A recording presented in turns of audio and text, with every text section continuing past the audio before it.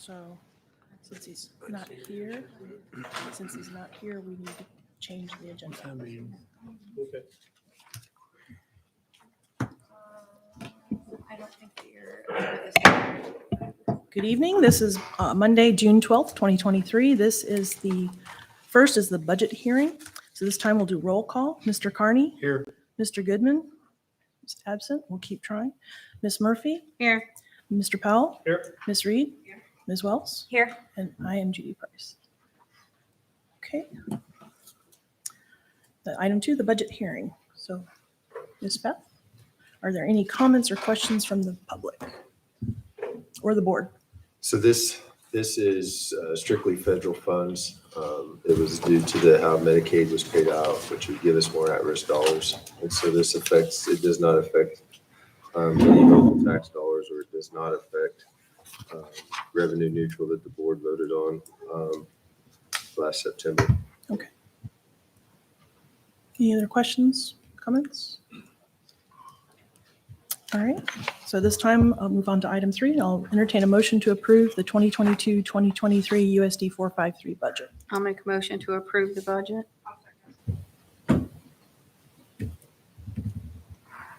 All right, we have a motion by Ms. Murphy, a second by Ms. Reed to approve the 2022-2023 USD 453 budget. All of those in favor? 6-0, thank you. And that is the adjournment of the budget hearing at 6:01. All righty.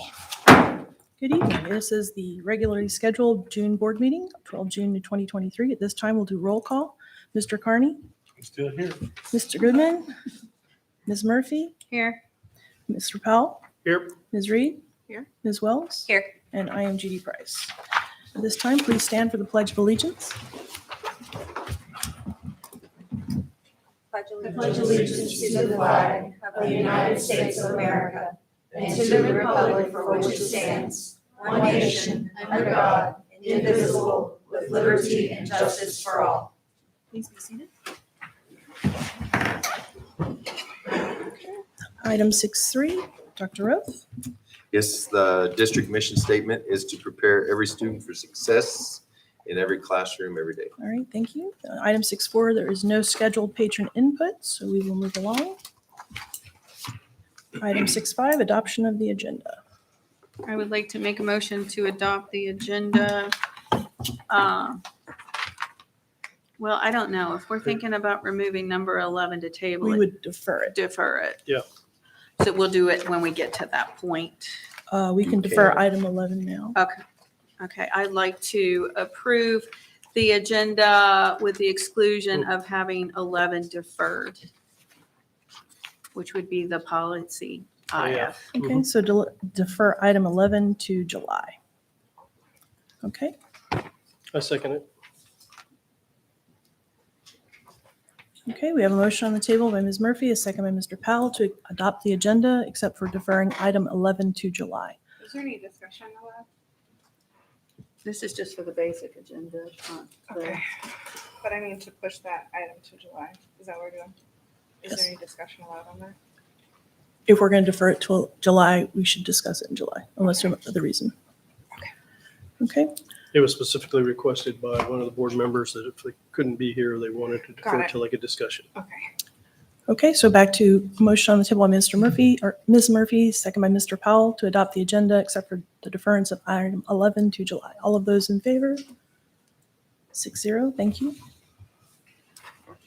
All right, item 7, recognitions. We have somebody that's leaving us at the end of this school year. She's almost, she's going to go up on post, but she's done a lot of work around mental health for our students, for our district, and for our community.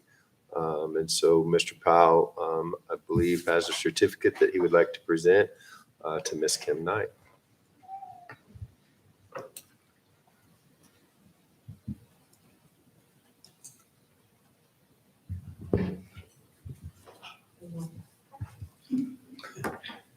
I'm going to ask one of our county commissioners to come up and participate. We we occasionally get an opportunity to really see someone who exemplifies the quality of our teachers and our administrative staff and our educators. And something so clearly, there's no argument. And I think in this case, Ms. Knight represents that in an extraordinary fashion. I would say we have extraordinary teachers and extraordinary administrators, but to change the wording a little bit, I think that Ms. Kim Knight is extraordinary. And I'm not making it funny and I'm not downplaying it. I mean, it is the truth that this lady started because of a passion for our kids and recognition that we were losing them to mental health, and we were looking at suicides and any number of different things that she took deeply and personally. And then she said, somebody ought to do something, and she did. So I'm really proud to be able to recognize Miss Knight tonight. And Kim, I thank you so much. But before I read this certificate, because this is kind of the formal, hey, this is the big words, I ask our county commissioner to come and say a few words, because she then tells the rest of the story. Not just what's in our school, not just what she did in our educational system, but this woman generated energy across the entire community that's resulted in a fundamental change in our mental health system. And it's just amazing. Thank you, Kim. Thank you. Let's see. 7 years ago, I had the opportunity to meet Kim Knight for the very first time. I reached out to her following a county commission meeting during which she appeared before the commissioners to ask for financial support to provide mental health services for students at Leavenworth High School. Her presentation was both alarming and compelling. She had also presented the same information to the Board of Education. At that time, I was and continue to be a patron of USD 453, and I was also a volunteer with the Leavenworth Suicide Prevention Coalition, and I was a candidate for the Board of County Commissioners. As some people might know, and some may not, I share Kim's passion for ensuring that access to mental health services and compassion for individuals struggling with mental illness. Debbie Greger and I requested a meeting with her to offer our support following the meeting with the Board of County Commissioners and to enlist her participation in our efforts to prevent suicide. She immediately accepted the invitation to join the coalition, and following my election to the Board of County Commissioners, she became an original member of the Mental Health Task Force, formed by Commissioner Doug Smith. I am proud to say that as a task force, we have celebrated many accomplishments over the past years. We really have, and it's been amazing. Because of Kim's dedication to USD 453, our community has received financial support for bringing mental health services into our schools for students struggling with behavioral health. And I don't know how many of you know, and I'm sure many of you who have been here also know, that her door is open all the time for our kiddos as they struggle with the issues of mental health and behavioral health issues. And she is always there to listen and to act. So she's going to be missed. She's also played no small part in obtaining expanded grant funding for students attending schools across our county. Additionally, she assisted our community with providing information and data that has been used to secure grants obtained by the Guidance Center from both the state and the federal government. Not everybody can make that claim, but Kim Knight can. She has been an integral part of that process and the SAMHSA grant that the Guidance Center received, and is doing some amazing things in our community. I've come to admire Kim, and I believe her to be one of the most dedicated education professionals I have ever known. Her commitment and compassion for all students, as well as our staff, is extraordinary. We have that word again, and I use the same one. It's extraordinary. I am certain that Kim will be missed by our school district, but I am happy to know that she isn't going far and will continue to serve our county as a member of the Guidance Center's newly formed Mental Health Advisory Board. I wish her well as she continues to serve the children and youth at Fort Leavenworth. And I thank you, Kim, for everything you've done and everything you will continue to do.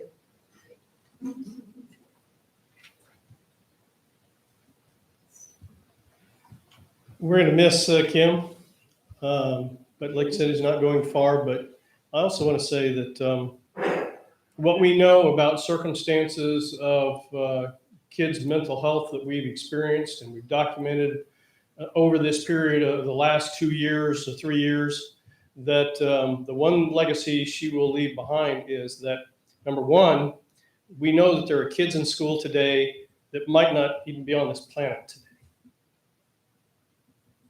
And the second is that she helped build a system that kids in the future can be backstopped and that we can save more kids in our buildings and maybe change the environment, mental health environment that we find them living in.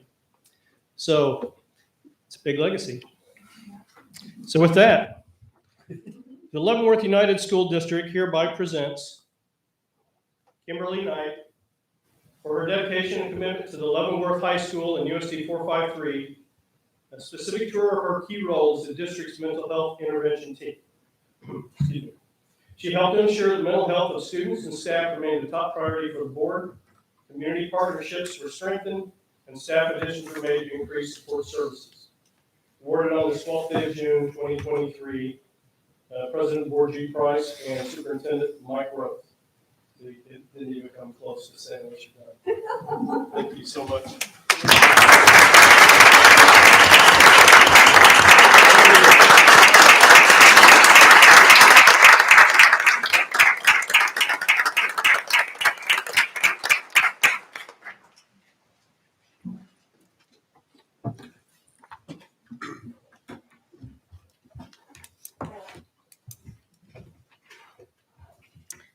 Okay, moving on, item 8, the consent agenda. Does anything need to be removed for discussion? Yeah, I'd like to remove the last one, the 8.11 consideration of year-end closing transactions. Okay, And that said, Madam President, any other removals? 8.11 becomes item 9.1.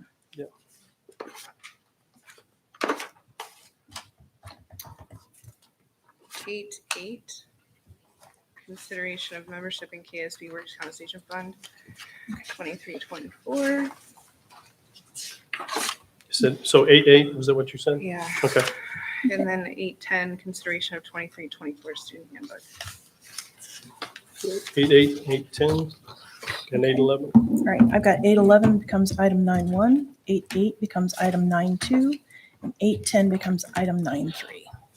Any others? And if there's no others, Madam President, I move to accept the agenda as modified for those 3 items on the agenda. Second. Okay, we have a motion on the table by Mr. Powell, second by Ms. Murphy, to accept the consent agenda, absent items 8.11, 8.8, and 8.10. All of those in favor? 6-0, thank you. Okay, so moving on, now it's item 9.1, which was 8.11. Consideration of year-end closing transactions for 2022-2023. Madam President, the reason why I wanted to have that removed, because I wanted to make sure that the entire board knew, actually in the community, that instead of just transferring funds this year, one of the things we wanted to target, and hopefully we'll do this in the future when we get the strategic plan built, we'll have plans to roll end-of-year funds into our key requirements, is for a coordinator for our career and technical education programs. So if we have and this is an if we have year-end funding, that's one of the things that we want to roll the money in. So we actually have a budget for the hiring of a coordinator next year without having to add another line or other items to the budget. Okay, any other questions or comments on item 9.1? Where do those usually roll into? Does it just go back into the general fund, or does it go into the funds that they are excessive to?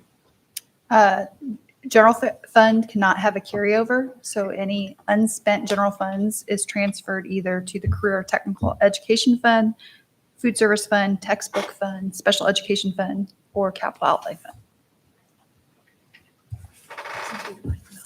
Okay, so yearly, is there enough to sustain a position with those funds? Did you tell me? So this would be a startup fund, basically, for the position in the first year, if there are funds available to transfer. And then as we budget the following years, we would budget for the position. Is there any other comments? I'm not against that. Okay. Madam President, I move to accept agenda item 9.1 as discussed. Second. All right, we have a motion by Mr. Powell, second by Ms. Murphy to accept item 9.1, which is consideration of year-end closing transactions. All of those in favor? 6-0, thank you. Okay, item 9.2, which was 8.8. 8.8, consideration of membership in KASB Workers' Compensation Fund for 2023-2024. I'm just asking for a separate vote on this issue. That's what this is. Okay. So I don't- what, I don't need to discuss it further unless you want me to. okay, any other questions or discussion there? Okay, need a motion? I'll go ahead and ask Yeah. a couple of questions then, just because it's here and it's been opened up. Mr. Kearney, how are you feeling about these numbers with this, since you're the one that sits on the committee for workers' comp? The numbers for what? Well, you've got the annual premium, but, I mean, how are you feeling while we're paying Well, these I'm premiums? feeling badly because the more accidents you have, the more your premium's gonna go up, just pure insurance. And Luckily, we're in a pool, so, but still, we've got to do a better job at not having so many claims. and what's our ratio this year as opposed to last year, a year before? Ratio of what? Do you know how many more accidents we're having each I year? know the mod factor went up, what, 1.19? No, From 1.1 to 1.17. And it's a 3-year average of claims is how the mod is calculated. Okay. and the longer the claims stay open, that adds to the mix as well. Right, because litigation. And I guess it begs the question, okay, so if we're not part of this pool, because it's just a pool of other schools who are in this, what are our options for having a workers' compensation program? We're gonna have to go to, if you want to try to do it by yourself through an insurance company, it's gonna just cost us a lot more money. That's the purpose of a pool. It cuts the cost. Yeah, absolutely. It's insane to do it on your The own. more the merrier in the pool. And we're right now, we're still waiting on about 7 schools to come back in. They're kind of waffling, but usually it's the bigger school districts that insure themselves. They got the money. But there's no reason for us to get out of the pool. The biggest thing we need to do is focus on not having accidents. I mean, without getting into the weeds of it or anything personal like that, what type of accidents are we seeing? Say in the last year, what are some examples of these worker comp accidents? Falls. There's been some cases where students or teachers have been Assaulted, Injured by hit, students. yeah. breaking up a fight or doing something like that. That would be a workman's comp. Mhm. Lifting a box and hurting your back. Just a variety of things. And, one of the things I will say that's changed over time is that when you call to make an appointment anymore, two of the first questions they ask was this a fall or an injury at work? And so there's a lot more attention paid to workman's comp, and that's an insurance thing, from personal health insurance to business insurance. Yeah, So- hospitals like to grab that workers comp and Right. get So that in there. there's a variety. There's a variety of things, but falls, injuries, building things. So on these falls, and this just goes in line with trying to have prevention. and maybe we need to have a different kind of topic on an agenda later, and that's always something that we could do. Are some of these falls preventable? Do we need less slippery surfaces? Maybe something put on the stairs if it's happening on the stairs, more ice melt in the front. So any in of the those parking things, lots. anytime that there's a fall that's reported, depending on where it's at, or what it's related to, it's looked into by HR. And usually that brings in the maintenance department to see, like we had a fall on the stairway at, the IC. So Matt and his crew went out and did what you just said. They added some strips to it to make sure that it's more noticeable where the next step is, as opposed to blending in when you're walking down carrying something. Right, kind of like painting the Right. curb so somebody doesn't Right. step off the curb. Right. And so ice melt, his crew does an awesome job getting that out there. But as people come in and snow's melting, Mhm. there's slick floors or things like that. That could be, I know, one was carrying some boxes around a water jug, or like where they, and slipped on some water. I mean, so there's a variety. When you have 600 and some employees, you're going to have some, You're going to have some accidents. those. I was just trying to look more toward the prevention right? portion of But it, like you anytime say, it the goes- stair. So it's great somebody goes and adds more non-slip things in areas after the fact. But I'm just almost wondering if we shouldn't be going through doing re-inspections, going, maybe we need to do So this here, maybe you do have this here. audits, you have actually the KSD fund actually sends out auditors, and they audit Okay. for safeties and falls. And that usually happens annually. Yes. Do we have any OSHA type standards that we have to abide by? Okay. And with the lifting, are we encouraging buddy lifting instead of doing it on oneself, considering? We always, I mean, The you lift, talk about that a lot, but it's just like in your own home, a staff member sees a box or they want a box moved, you're gonna grab it. Right. Or, a variety, I mean, it's just a variety of things. And so, to Mr. Carney's point, absolutely, we need to do a better job. But some of this is just, Things happen. they do. Things And, happen. there are some things that we can improve on, just like anything else. Okay, thank you. Just so we're clear, we can self-insure or we can insure through this group. Are there any other options that we could pull with other organizations that would make financial, fiduciary as well as management sense?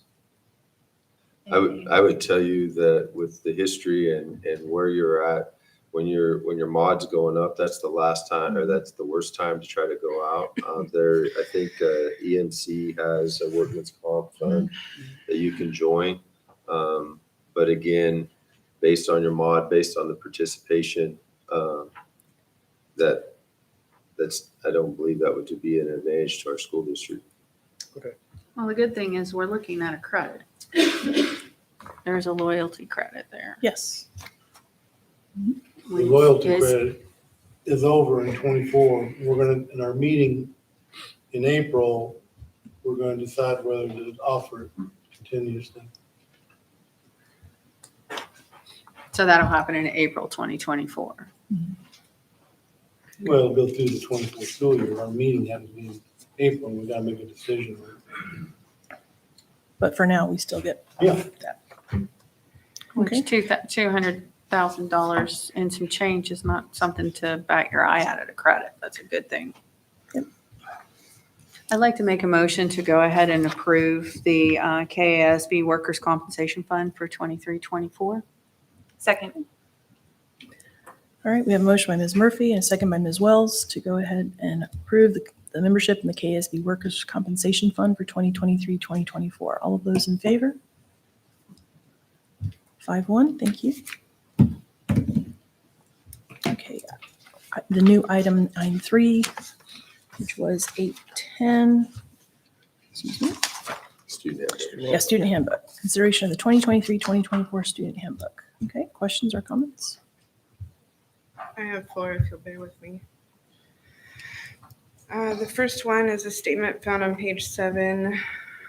I know this is not something new. It's just a concern that I would like to talk through if you guys are interested. with 2.5 miles from a home or designated attendance area, with the exception of special education students having to pay for bus services. So as I was talking with Dr. Roth earlier today, that could require a student to walk 5 miles if they're on that line. And as we talk about getting to how do we reach our academic goals, I feel like I would like to look at what it would take for the district to either narrow that so that's, maybe a half mile, which would put a student walking a full mile a day, or, maybe just covering it. We don't know where they're coming from. Maybe they're crossing a 4-lane. So that's just something I would like to consider if the board would like to just consider. And that would be something you definitely could add into your strategic plan as a way to try to budget for that. One of the things that way back when Mr. Torkelson was still on the board, transportation was something that was always near and dear to him as well. Very much. And so that would be something that strategically the board would have to budget for. Yes. And that would be whether you take it in quarter of a mile increments, half mile increments, whole mile, or in mile increments, or all at once. That would have to be something strategically you would want to do and kind of plan that in. So, you're in the perfect process with the strategic plan to really bring that up as a discussion item. Yeah, I guess it's a concern from the perspective of you provide it, but will it be used? Right. We have to look at this And how many really members it serve. deeply. Yep. Because we make this art, because it was a concern of mine when we started as well. Why are we doing this? And then when you see 10 kids step off a bus that was supposed to have 40 on it regularly, I think we can look at it, but I think we really need to figure this out for more than just the mileage. It's how can we get more usage, get the kids, parents to use it so that they're comfortable with it. I don't know what the problem is, but. And that was one of the things, to Ms. Reed's point on safety, that's one of the things the board did several years ago was to add actually 2 routes to the Woodland Village area, and usage reduced that to 1. And the board at that time took it because those kids were having to cross the busiest intersection in town. Yeah. And also at the time, the board wanted to add to Shenandoah because there was no direct sidewalks from the Shenandoah housing development to Henry, which was their primary attendance center. Yes, thank you. And so, again, that was also to try to help with the flow of traffic. And that bus is not full as well. That was one of the things I was hoping we could address, because I have gotten concerns. Why am I seeing a bus with only a couple students? People aren't sure if it's a good use of taxpayer dollars. So I was hoping when we did this evaluation to be able to look. So when you accept the funds from the state on KSD, so if every student, once you accept those, every student that lives 2.5 miles or further has to have a seat on that bus. They're not required to ride every day. Yeah. So when you look at Easton, what they try to do is take a percentage of those open seats and give them to the parents that you're talking about on a per pay basis. They can't give up all the seats because if it rains or a student gets in trouble, and it happens a lot in high school, is that the kid gets grounded from driving to school. So they call and say, for the next week, Mike's riding the bus. And so that student has to have a seat by law. Mhm. So that's why you see such a variance in bus ridership. And that's one of the hardest things for Easton to explain, because as a parent that's waiting, well, I see that bus have 3/4 full. Well, you have to have a seat based on the 2.5 mile rule and how many students are eligible to ride that not necessarily take advantage of that. But what they try to do is once it gets going, look at a percentage. You'll only had 60% this week. I only had 60%.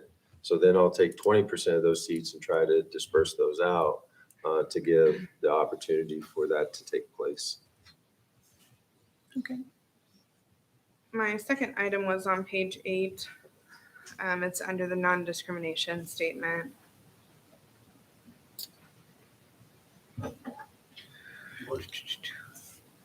Let me find it. It's in the end of that paragraph. Superintendent of Schools, Dr. Kellen Adams, has been designated to coordinate the institution's efforts to comply. So then we go into talking about titles and sections.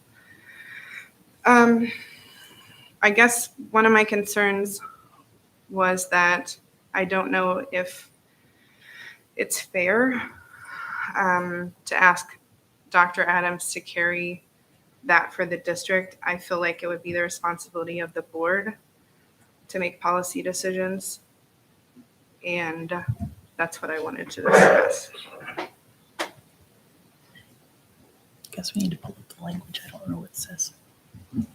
Hmm. So we have to see the language because I don't know the part she's referring to. It says the superintendent of schools, Dr. Kellen Adams, has been designated to coordinate the institution's efforts to comply with the regulations implementing Title VI, Title IX, and Section 504. That's the one. Yes. Okay. That's not a board function. That's daily operations. It falls squarely back on superintendent in the district. I know that we had a father here at a previous meeting asking for the board to make policy.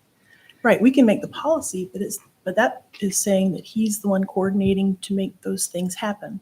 So that's daily operations, and that falls squarely in his job, not ours. So if we It's don't, not a policy, it's coordinating. It's something completely different. so what would he be following if we don't have a policy in regards to those as a district? You already have like Policy's the there. policies there. You So would we wanna don't feel look at the like we policy need to and amend change that anything. as a board. Okay. I mean, if a parent came up with a recommendation, we should use the board to see if there was a policy change required, yeah. And that's what, and But honestly, that just that's goes what. back to the policies. Right. And And then that's the what you- handbook gets Right. amended Right.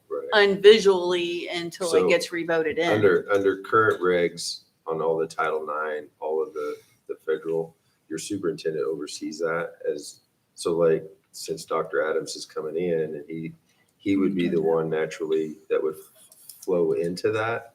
But like Beth has a hand in that, Amy has a hand in that. So any issue that would come up or any violation or anything, the board would be aware of that, whether it be through parental, like the parent talking, or just like any of the other policies that have been challenged, like policy IF or any of those, it still would be the board. But once those policies are in place and there hasn't been any discussion on changing those or doing anything with those specifically, then it would be Dr. Adams and his team or the district team to make sure that we're abiding by the federal regulations regarding those.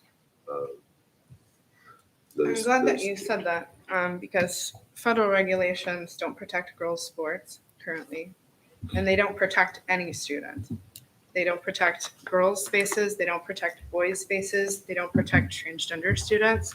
That's how I interpret what's currently going on at the federal level.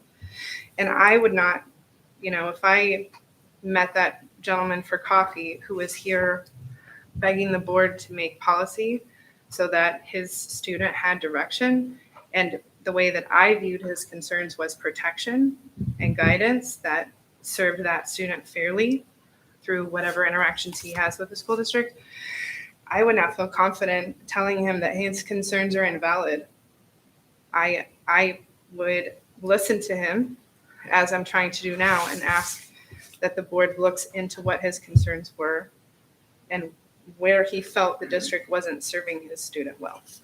And that's one of the things, also, that's the same thing your admin does as well. They meet with, try to come to a solution that meets the safety requirement of that student. And to try to protect students, all students. And so, and that's what, like, I have been doing, that visiting with Mr. Vanek or Dr. Johnson, anytime that those situations come up, we try to have that communication with the family, which we reached out to the dad that you're speaking with, and Do we you feel try. like he was satisfied with the conclusion? A lot of times, depending on what side of the policy you're on, satisfaction is a wide margin. Right. because you're reacting or you're following or you're doing what's best for the district or the corporation or the business. And then you're narrowing it down to the situation at hand, the individual, what's feasible, what can be done. And you're trying to do it within parameters that's safe for everybody. And so it's not just a matter of somebody coming and speaking and within that, there is some areas of maneuverability, but when you look at the area of maneuverability, it's trying to encompass everything that takes place. So I would encourage the board to make policy that this is specific to this district regarding sports and locker room and bathroom facilities. That's what I'm asking. And that's fair to the board to look at the specific policies that you want, make recommendations. We'll vet it with your board attorney, and then just like policy IF, the board can change or do what they see as a whole. I mean, it just takes the majority of the board to make those changes, and then your administration will do the best they can to accommodate whatever changes the board recommends or votes on. So basically, would be later on setting up a study session appointment and then figuring out what the board itself may need you to want write a specific, policies, right? If you're talking specifically to that, each one of those would need to be reviewed. Any changes the board would want to make, you would want to do an accommodation, a first read, and move that. But it wouldn't affect at this time, it would not affect It's the not, approval of right, it's the handbook. implementation of, it's not the policy of. Okay, your next item. Page 13. I was going to ask for an explanation of changing the tardies. I didn't hear the question. The verbiage on the tardies. Could we, I had asked Jake about that earlier. just for the public's sake, could we have someone brief? And the change provides more grace and so we're a little late, not getting the excuse absence and excuse absence. So it reflects practice as much as anything. It also provides stability and consistency in how we report chronic absenteeism. I guess my question to this policy change would be, what could be possible academic effects if people start going to this wider, because it is an adjustment in basically being able to receive the same results for coming later, yes? Other than the lost class time. I mean, they're still going to miss assignments. So it's really the attendance reporting that's impacted more than whether or not they're missing something on a given day. I think this might have an incentive to that, if you knew that after 30 minutes being, because that's what it used to read, 30 minutes, well, I'm going to be late anyway, so we'll just come later. I think with us providing them a window, like 10 a.m., then if they would scramble, and they might things that slowed them down, that as a parent, I would appreciate being able to get them there and still being counted. Because right now they wouldn't be. Same thing after it uses after 2 p.m. Yes. if they have to go to a doctor or something like that. So, and I know my concern would be that we're careful that we're not just moving the bar, and not still holding ourselves accountable for going after, the tardies and the other things that we've already said are impacting us, like 1 or 2 in our strategic plan. One of those is the absenteeism. So, but I understand it. I mean, a little bit here. I know a majority of the families usually tend to get their kids out, like right before school gets out, to get to that doctor's appointment that they can get to. That way they're not missing the whole day, but it's sometimes easier to get them in at 2:30 instead of 5:30 when everybody else is getting off work for that last 1 hour appointment before the office shuts down, and be at 5 or 6 p.m. And just for everybody's information, so you know what we're talking about, in the previous policy, if it was within 30 minutes of the beginning of the school day, it was tardy, you were done. But we moved it to 10 o'clock, so parents and providers have an opportunity to get them there and not lose a half a day, because that's what they lose, is a half a day of attendance. Same thing in the afternoon. So that's the change.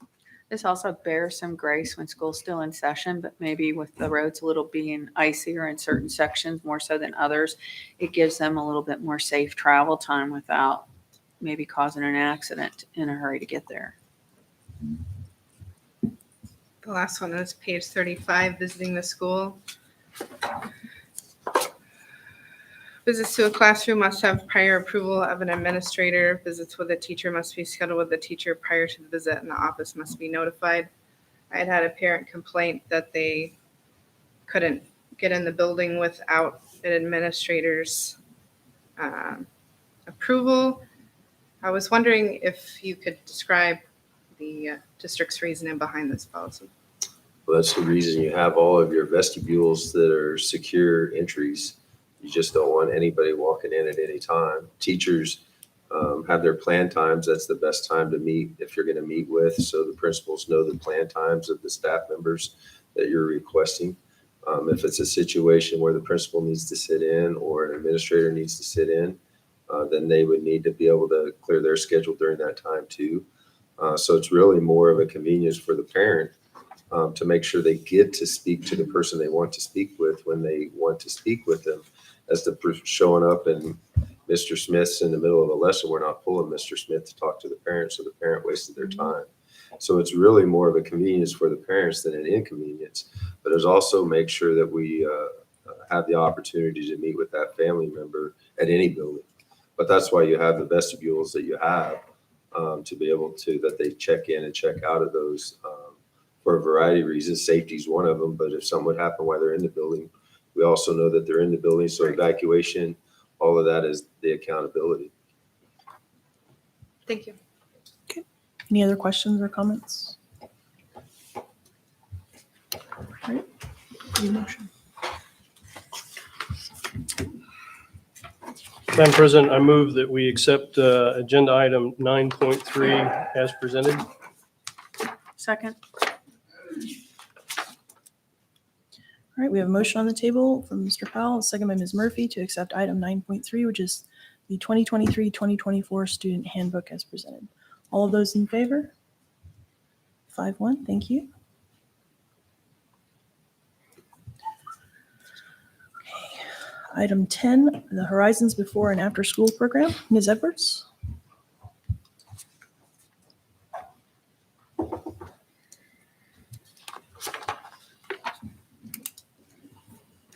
Good evening, members of the board. How are you all?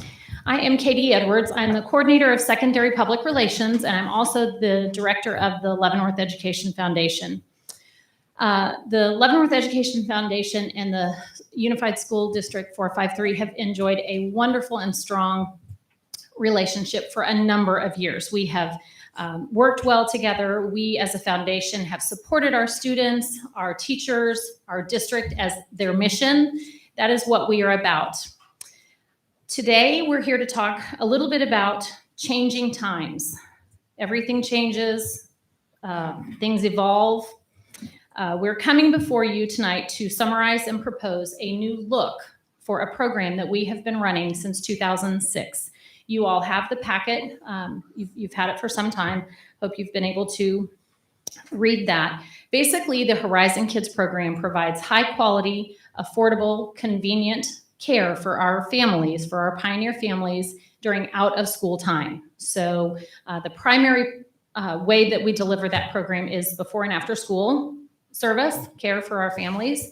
It's the convenience is the kind of one-stop shop, if you will. The family drops the student off at the school. They receive before school care. They're attended to. We serve breakfast. We take care of them. They shuffle off to school and they do their school day. And then we conversely finish up the day with after school care at the same location, one location, drop off, pick up. It's a beautiful thing. And it's worked very, very well for a long while. The challenges of recent years have brought us to this point where the Education Foundation is looking to perhaps change things a little bit and looking to you for partnership, if you will. The need for childcare remains strong. This district, this community, we do not have enough childcare for our families. And so we are very passionate that we, in some partnership form, are able to continue that care package for our families. It's just a matter of time where the Education Foundation needs to get back to its mission, kind of get back to its roots. And we're looking to you for partnership to be able to continue that service, just in a different look. The foundation is lucky enough to have Dr. Roth attend our meetings on a monthly basis. He's with us to update and provide new information about what's happening in the district and in the community. Vice versa, we share with him what we are up to. It's a great partnership. He has supported us all the way, and we support him and the board and the district as well. Through his attendance at our meetings, we we share every month. One of our regular agenda items is about the Horizon Kids Child Care Program. And he has heard our challenges of late. He has heard the struggles with keeping our buildings fully staffed, with some of the more intricate child behavior issues, just the things that take so much time in administration that it is truly pulling from the core mission of the Education Foundation. I believe recently he was at a conference and heard of and brought forth a resource for us to consider. Again, knowing that the need and the commitment to childcare in our district is very, very strong. So we collectively have spent probably 3 or 4 months doing very, very, what I would consider deep and reflective research as to the best approach for this struggle, this place that we find ourselves in. We have vetted 3 separate, what I call traditional or formal childcare providers, beyond and besides the Leavenworth Education Foundation. The first 2 did not work out. You have that information in your packet. Happy to answer any questions to that. So that has brought us to a place where I feel very confident, and I want to introduce my compadres here. The first one, Ms. Holly Pittman, she is the foundation president, and she had to leave. She had to go juggle her own child, first priorities. This is Whitney Shockey. She is our Horizon Kids program director. So she's over the entire program, and then we have staff at each of the buildings. And then this is Mr. Jordan Elo. I'm going to read his title because it's longer than mine even. Senior District Program Director of Youth Development Services with the YMCA of Kansas City. So he's our representative here tonight with the YMCA. So in many conversations with them, in researching their organization, their mission, them kind of inquiring of us and the way we do business, we have come together to propose to you all, the Board of Education, that you enter into partnership with the YMCA to continue that very, very much needed childcare service to our pioneer families. We envision that it would look much like it does now. I'm going to let Jordan answer any of the questions of what the future might look like, but our vision is that it would look very much like it does now. Care centered at each of the elementary schools. Again, convenience and high quality. It would be, as we most confidently feel, that it would be our same staff members. There are local experts in the field, and they still want to serve our children. So though it might be a different house, a different hat, a different name on the check, so to speak, I think they would stay with us. I feel very confident in that. We want it to look much the same, just in a different management function. The Education Foundation really needs to get back to its mission, and this program is just pulling and taxing us. So that brings us to tonight. You all have 2 pieces of information that you've studied. At this point, I would open it up to questions, and the 3 of us will hopefully be able to answer that. 4 of us, counting Dr. Oath. The only thing I really had is that I'm concerned that they will be doing not necessarily their own hiring, but what protocol will they have as an organization vetting your people? Will you use the same things that we do currently to make sure that we have people that are safe with children and have qualifications? Yeah, everybody is state background checked. Okay. Background checked and fingerprinted. So we follow all the same protocols you guys have. We'll carry the same licensing that you guys currently have. We've started that process already, working with fire marshals to gather floor plans of the schools. So this will be as seamless as we're going to change a name. And are you doing this in any other districts currently? So the YMCA of Greater Kansas City is the single largest childcare provider on either side of the state line. We provide it for 3,200 kids every before and after school day, from Lee Summit to Platte County and several spots in between. So yeah, this is the why everybody thinks of the YMCA as swim and gym. This is where the YMCA makes the most impact on a daily basis. Okay. So for us, this is just helping out with a management, and it also, helping the district out as well. Where do you foresee your staff coming from? I'm hoping 100% from here, and then we'll, partner with the district to provide different career opportunities for staff and hiring. Our intention is not to just clean house, or our opportunity would be to reach out to every single staff member currently employed and just convert them over, because those are the families. The families are comfortable with those folks.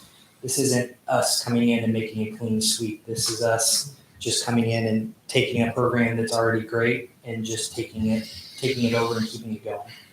And what would Whitney's position be?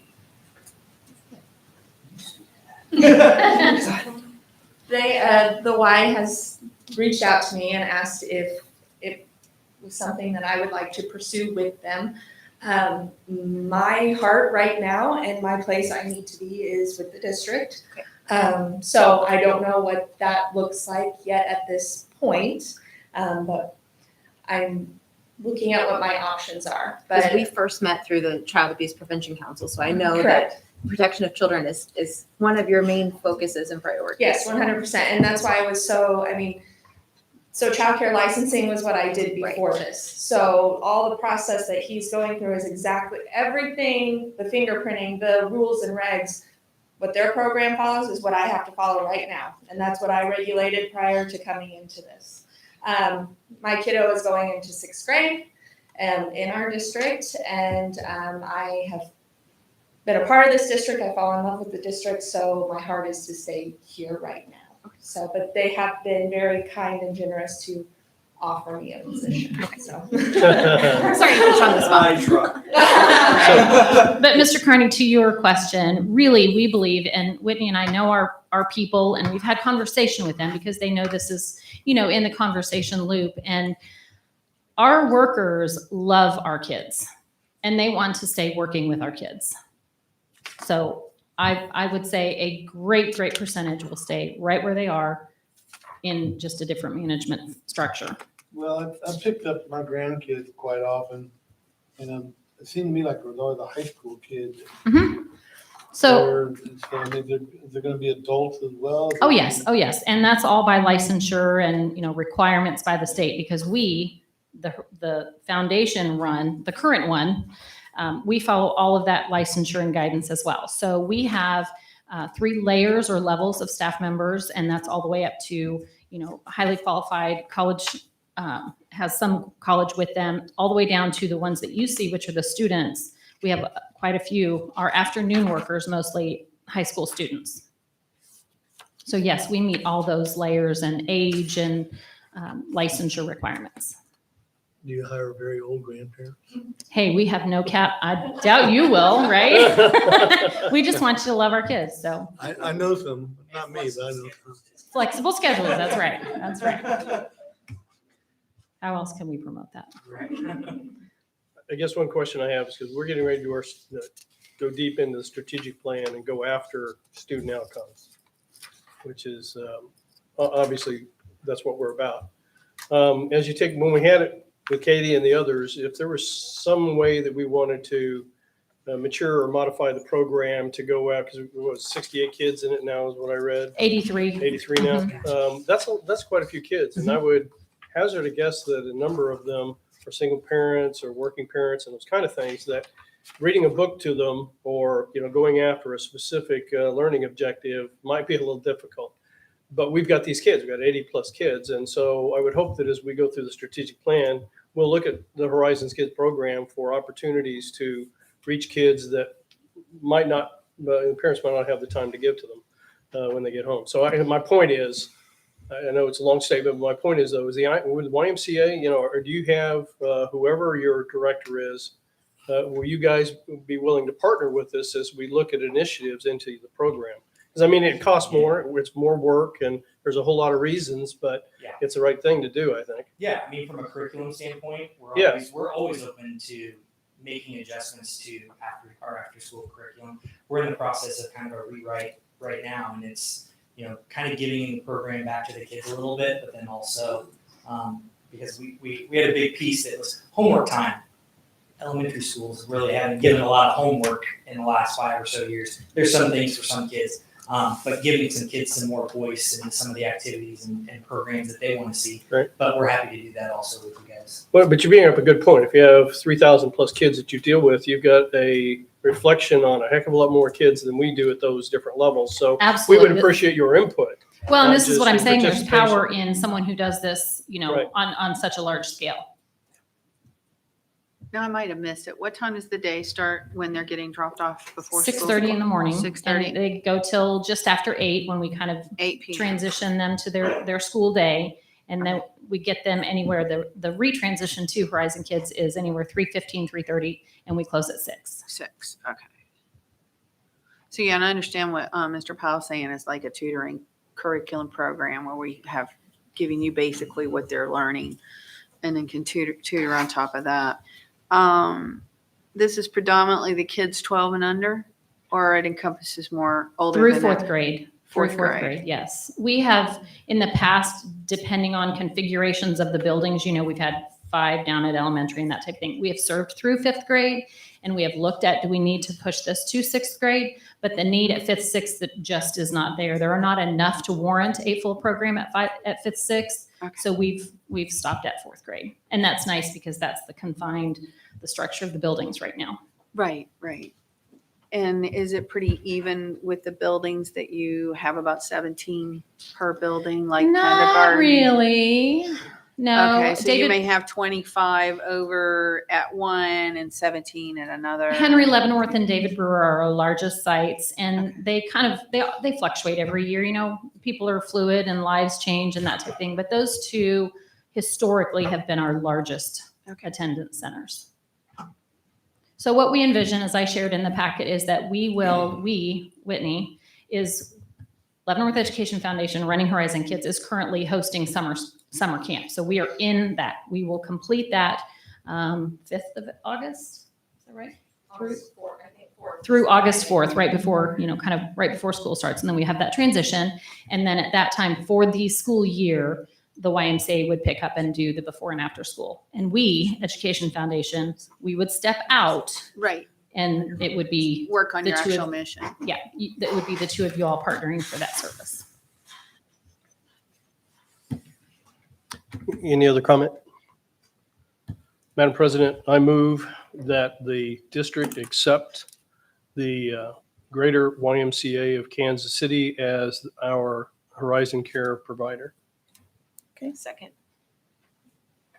All right, there's a motion by Mr. Powell, a second by Ms. Wells to accept the YMCA of Greater Kansas City as our Horizon Kids provider. All of those in favor?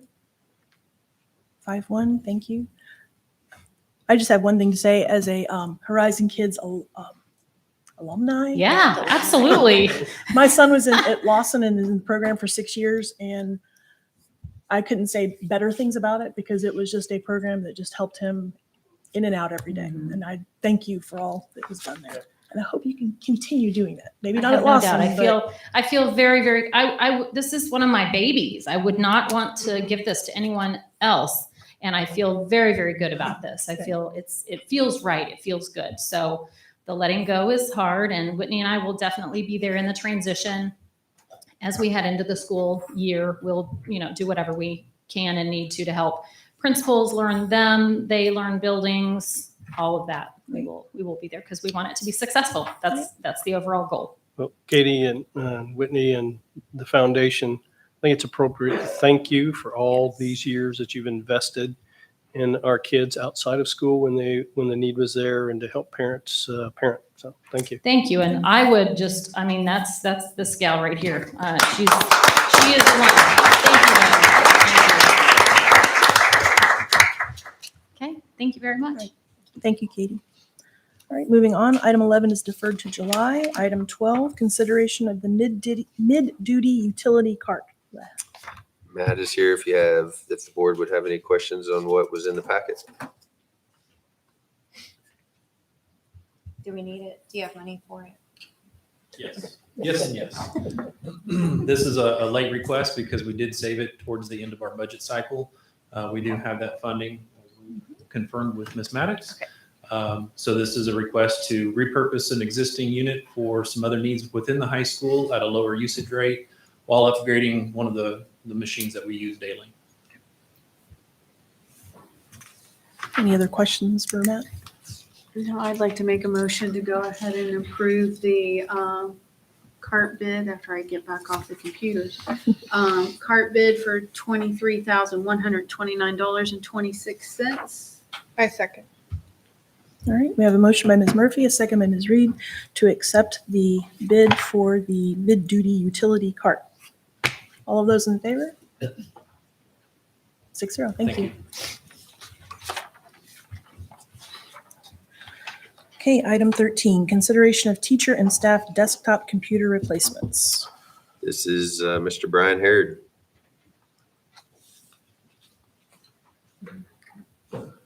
Good evening. So the refresh cycle on our teacher and staff computers, the desktop PCs, is 5 years, and we've reached that 5 years, and it's time to go ahead and renew those. They're getting older. So we went out and checked with actually 7 different companies, but 2 of them were no bids. So, and they fluctuate in pricing. What these are is they're off lease computers, and we've done this in the past. They're still in good shape. They go through a recertification program, and you get a lot of computer for a lot less money, and you'd have to buy it brand new. So, and they last, and we're all Dell certified anyway, so we can repair anything that goes on with it. And there's a 5-year parts warranty, so that if we ever have a part go bad, they just ship it to us. And we put did it in, just do so. this like 4.5 years ago, didn't we? Yeah, it's Yeah. been over 4 years. It's been It's been a little almost bit over 5 5 years. years. Yeah. Yeah. I just remember sticker shock that Yep. year, first coming on the board, like, what? Yep. It's a lot less sticker shock than if it was brand new. Yeah, absolutely. Any other questions for Brian? I'd like to make a motion to approve system liquidation, purchase of 450 Dell desktop computers for $178,650. I'll second. All right, we have a motion by Ms. Murphy, a second by Ms. Reed to accept the system liquidation bid for the 450 Dell desktops. All of those in favor? 6-0, thank you. Okay, item 14, consideration of the security system and recommendation. So this has been before the board since October with Syntagix, and that, if you recall, it's the button, it's the alert system on the button. We, as per board request, starting in November, we've been trying to get it to where a camera system and the Syntagix card could actually talk with one another. They do have a proof of concept. It hasn't been sold yet, but it has been a proof of concept that that's possible. One of the things, and the recommendation from us tonight, and Matt and Brian would be here to answer any questions that you may have as well. But it would be our recommendation, my recommendation to the board, that we approve Syntagix and get that going so we can get that system hopefully up and going by August so we can train staff on that.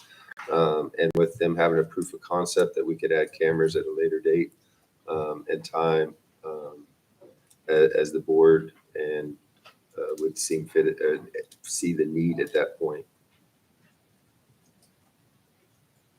So this is just adding the button functionality that we were originally talking about whenever Right. we were first presented back in October. That's And correct. additional cameras. The button badges? The button badges, yeah.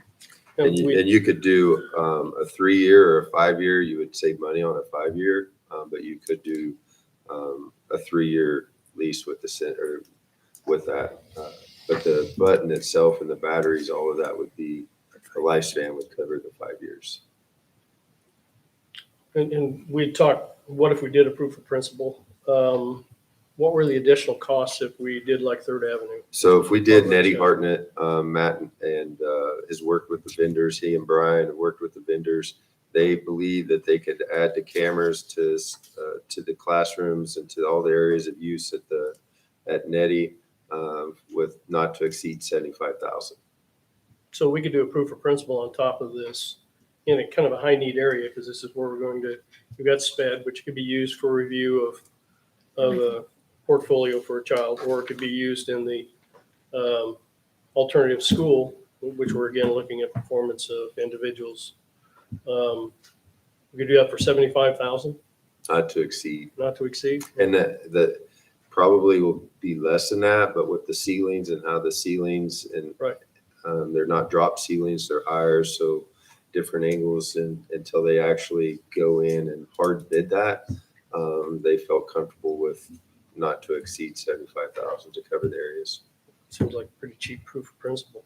Yes, agreed. What was the difference between the 3-year lease and the 5-year lease? It's just the matter of payment for It's like the equipment. 130,000. 120. Oh, actual number? Yeah. 128,000. I guess is there a cost benefit to Like go 5 years? 120. Yes. There is. 8,000. It's 100. 128. So the 3-year lease is 239,200. A 5-year lease would be 367,200. So there's a significant difference. Yeah, you're getting some extra bang for your buck on that 5-year. And what's your technical view, both of you, that in 5 years, because you guys have managed it, just as a side note, I think you guys have done a great job of managing our digital programs, our camera programs and the others to keep us and get us where we are. So what's your view if we take a 5-year versus a 3-year? What kind of risk do we have of obsolescence or in the end of 5 years, we'd have to replace the whole system? Kind of what's your view of this technical program? Well, from what I understand from the original presentation, that we would be looking at a cost for battery replacement throughout the district on a 5-year. As far as obsolescence, who knows what 5 years is going to bring? Yeah. There might be a newer and better product in 5 years that they can upgrade and price back out something to us. So I guess a better question would be, because that's a fair statement. Do you see this as a fair risk to go to 5 years versus the 3 years? I think if the board feels that they want to spend that additional dollar for 2 additional years, I think this product would serve you pretty well within the district. That is something that we have gone back and forth on. It is a recommendation now to the board, where before we kind of hesitated to give you an option to weigh all the products that were out there. And I will tell you, Matt and Brian probably spent 150 hours going through this since October. They've been tasked with this, and they reported out almost weekly to cabinet, and we had lots of conversation in cabinet about this as well. And so those 2 individuals and their teams that they have helped do this to come to this recommendation has spent a lot of time researching and diving in. And if anybody knows Brian Harrod, he knows the grandfather of the grandfather of the grandfather of the grandfather of any company that you guys task him with. I have to encourage him to make a decision every now and then, because he's still trying to deep dive into something. So I appreciate the time and effort that those 2 gentlemen there spent coming to this recommendation to the board. Thank you. So Matt, I know that you like to project out, and this is not one of your projected costs, and it's a hefty amount. What are we losing as the district in your forecast to add this in? For that, I would have to direct that probably to Mrs. Maddox. I think there are dollars available right now. Anything we take from our capital pool does potentially impact us down the road, but I will say the finance office does a great job kind of keeping us in line and saying we can or cannot, or we should or should not move forward on something. So I don't want to speak for Mrs. Maddox on that. I was talking specifically to your like To my- 10-year plan that To my you tenure. have. So, Because we already cut your budget once by staying Yes. at, right? And so you lost out there. And so this So- is taking away and even more than we took away last time. so I guess the answer, I don't have an answer Okay. because I don't know what the cost would be after 5 years. Okay. If that would be a brand new system at $500,000 at the time. If it is something at the time where we can just put batteries in and keep going. If that's the case, that would have very little impact on my budget. If it was we really love the system, it's proved its use, and we have to revamp and put in brand new, it would have to be part of that 5 or 10 year plan. And as we approach it, I would have to add that into my budget or Brian's budget. So I think we don't have enough information to make a statement other than what I just said. So, But one of the things, Ms. Wells, that can play into this is that safety grant that Matt's going to talk about here shortly. Next. Some of that can be pulled, some of this cost can be pulled from the safety grant to where we offset that piece. I mean, from a budgetary umbrella standpoint, Beth can, and Dr. Adams eventually will be able to maneuver the budget if the grant stays Right. alive, to be able to have little impact to what she allocates for Matt or Brian. And one ask that I would have is if we do approve this, before it even gets off the ground, I would like to have structure in place to where we document how many times it's used, what it's being used for, and if it's effective. They do that for us. Okay, perfect. Also, I would like just to make a little point on the 3-year versus the 5-year. Should the board vote for only the 3-year, my concern with doing that, knowing the way inflation is, computer parts, everything else, we could be looking at twice as much to want to continue it again another 3 or 5 years. And the little bit of extra it is just to carry it to the 5 right there. And you all hope for the best, but you got to plan for the worst. And my thing is I don't see anything going to get any cheaper. It's a good thing to get locked in, getting more years for less buck at this point right now, if this is something we're serious about. And Centigix has been super good to work with through this process. They've rode the roller coaster with us, and they've stayed pretty firm with the price from where they originally put forth to the board. And so I think they would be a good partner for the board moving forward. And I would be excited to work for them the short time I have left. Any other questions or comments? I think we're just really talking about the button right now. Correct. So, because before we move on to 15, I want to make another motion. So, Madam President, I move that we accept the bid for $367,200 for a 5-year contract with Centigix to field this security program. I second.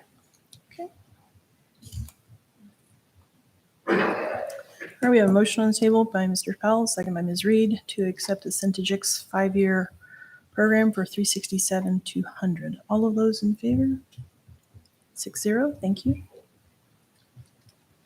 The second motion I'm going to make, I really am looking for discussion on it, but $75,000 seems like a very small price to pay to do a full building proof of principle that, whether we're fielded or not, it also seems to be the right building. So, Madam President, I move that we authorize the district to pursue a proof of principle on engaging Avalon as well as Centigix, and a proof of principle in the 3rd District building, or excuse me, 3rd Avenue building.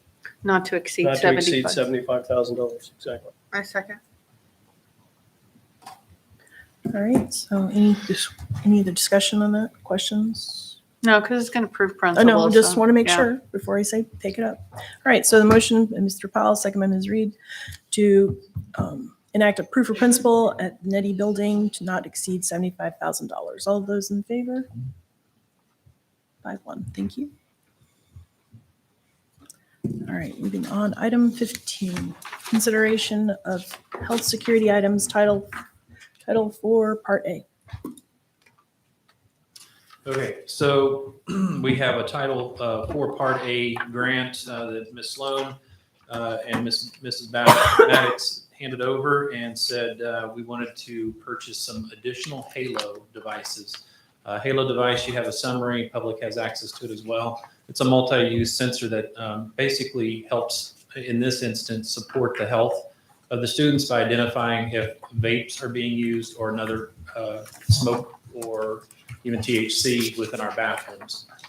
Part of this grant, what's in front of you tonight, I do need to make a correction. I have 5 cameras. It is actually 6 cameras and 4 Halo detectors for the amount provided to you this evening.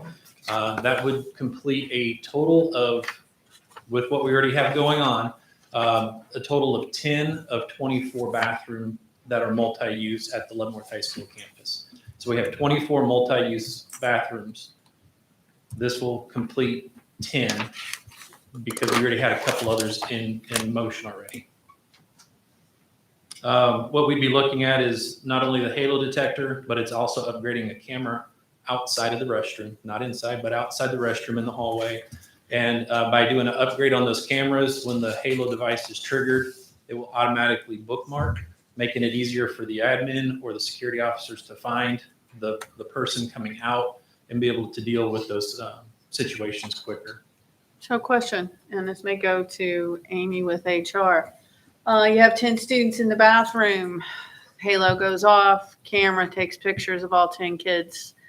And are all 10 kids getting rounded up to the office being questioned because they happen to be all using the bathroom at the same time, but only one was utilizing?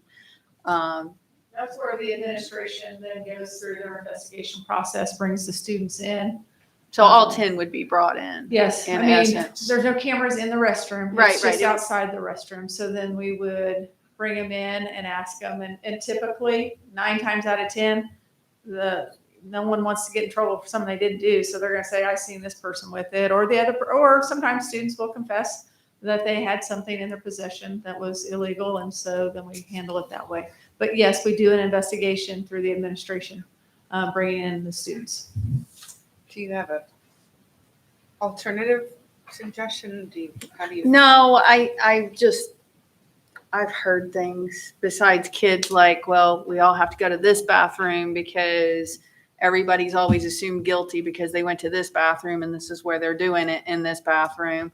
Some of them have switched out to only do it in the stalls. That way they're less likely to get caught because they're inside the stall versus wherever the detector is may not see it. It'll still pick it up. So, I just was kind of curious to see how effective it was, or if it was just more of a, we scare you, we got you kind of thing. No, we've been able to obtain who had whatever illegal substance most of the Without- time. Without repercussions? No, there's disciplinary action that's taken. Or against the Or- student. Oh, you mean the student that may have shared information? Yes. Yes. Right, because it says there to cut down violence, but as soon as a snitch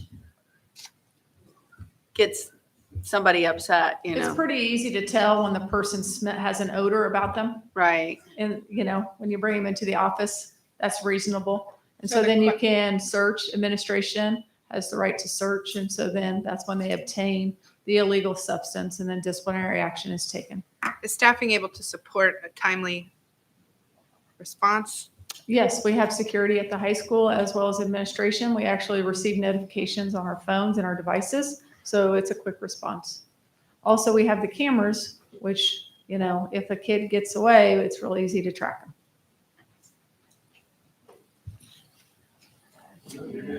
I'll just add, this not only senses smoke, vape, THC, it also just, as you said, prevents the bullying or prevents violence because it also has a decibel meter in it.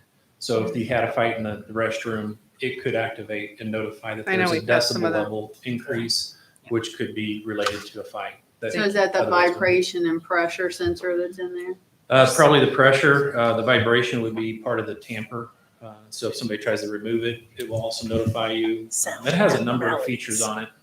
Carbon monoxide, carbon dioxide, say because a garbage can got set on fire because somebody dropped something. Into If there was a it. fire, period, it would help. We also have detectors, but it has a number of sensors on there that have proven to be effective. We have this in the bathroom, as you mentioned, at the high school. Mhm. We're just increasing the number of locations. Is there, sorry, No, go ahead. is there a need for this at the middle school? I would say eventually, yes. Not right now. I don't know if it's a right now. I would say probably there would be some need at the middle school. But I think right now the high school was selected just because of the number of bathrooms to try and get some coverage. I think kind of follow on to that though is the need at the high school. We're only covering down on 10, so we do have the potential where we just move a problem to other bathrooms that don't have the sensor. This was a grant, security grant. In our planning, our 10-year plan, do we have a kind of a schedule to do this for all the bathrooms, common use? So this specifically kind of goes back to it's new technology. We're trying things out as they come out. We're careful not to just jump on the bandwagon and grab whatever new piece is coming out. It will have to be something we build into it. I'll answer it this way. Currently, I do have a budget line item to replace cameras and other technology that needs to be. It's a smaller number, but it would have to increase a little bit if we were to outfit all the bathrooms. Amy, in our investigation, are we trying to find out where these kids are getting this stuff? Because they're not of age. You gotta be 21, don't you? For age? So we do that with the help of our school resource officer, yes. You have an on-site school resource officer, and we work with the Leavenworth Police Department to try to obtain where it comes from. I think that'd be a crime. Wouldn't it? We're a lawyer. So what happens outside of the school as far as prosecution is separate and apart from the discipline that we do.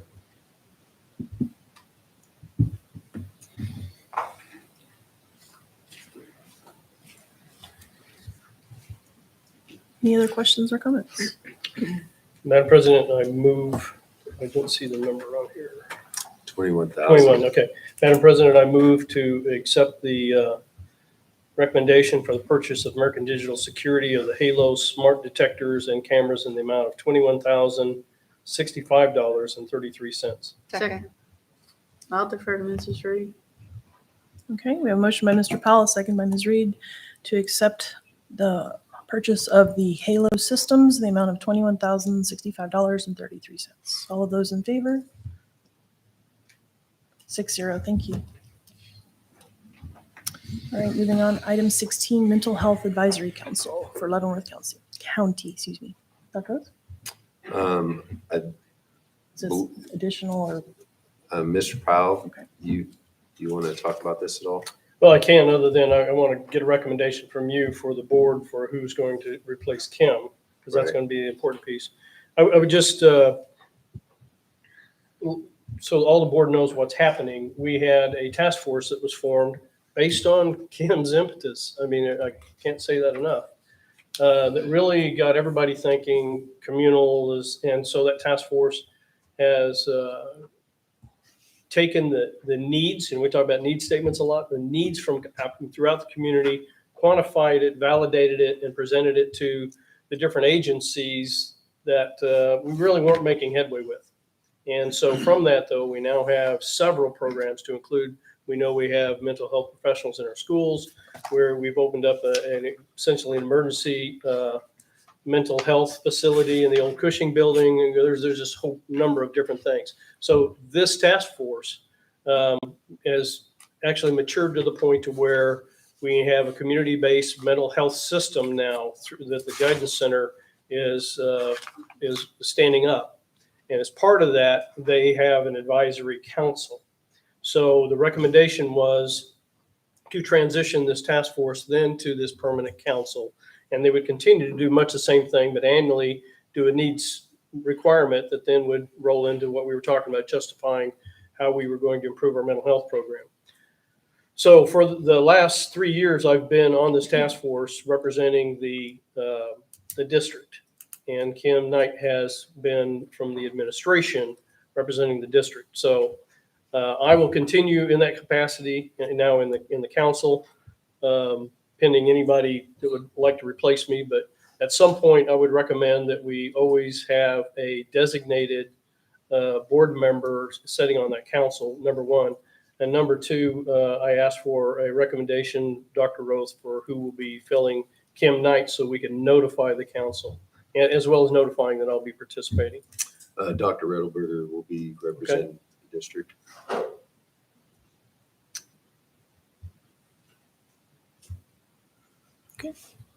So does this require an action item to approve participation in the council? Is that what the? Or is it just? That, I mean, if the board wants to continue like with membership, like in that, it would be best to have a recommendation to stay. Okay. In. Madam President, I move that the board support continuing participation in the revised mental health task force into the mental health council, and that we provide a board member designee as well as an administrative participant. And for the purposes of this year, it would be Dr. Redelberger, myself, and we replace as necessary. Okay. I second. All right, motion by Mr. Powell, second by Ms. Wells to continue participation in the County Mental Health Advisory Council, and that Mr. Powell and Dr. Redelberger will be our representatives until further notice. All those in favor? 6-0, thank you. And thank you. Item 17, Superintendent Report. Dr. Rowe. I'm going to defer a little bit of my time to Matt because we had a situation at Anthony that I think the board would like some more information on or needs some more information on, and Matt lived that. But as Matt's walking up here, I really do, after you hear all the things that really kind of took place, we had a lot of people in your district step up to this, responded quickly, and really showed a lot of pride and a lot of team, from teaching and learning, the teaching and learning team, to Matt's custodians, to maintenance crew, to Matt himself, to administration at the building. They really did a nice job. And really mitigated a lot of damage that could have taken place with that. And so I just wanted Matt to kind of just walk you through in a short minute or two of kind of what happened and where we're at with the insurance company. Thank you, sir. I did provide the board a document outlining a little bit of what the situation looked like, but for the public, June 2nd, we did have a water event at Anthony Elementary School that covered approximately 21,000 square foot of our building.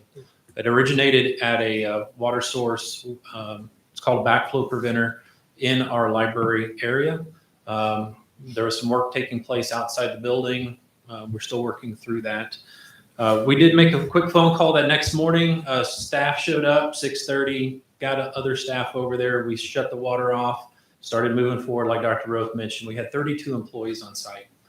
We were able to pull in extra equipment from other buildings. So we took care of all the hard surfaces. So all the VCT, the cafeteria, hallways, classrooms, we were able to extract and pick up the water.